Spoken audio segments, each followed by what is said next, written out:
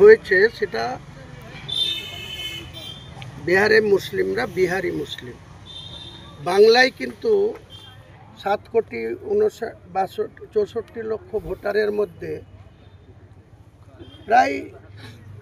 আপনার 2,82,00,000 মুসলিম ভোটার, তার মধ্যে 40 লক্ষ নন বেঙ্গলি বিহারি অন্য জায়গা থেকে এসছে তারা, আর বাকি কিন্তু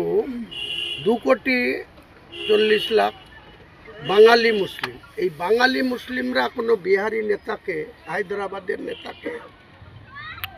মন থেকে মেনে নেবে বা ভোট দেবে বলে আমার ধারণা নেই, কারণ তারা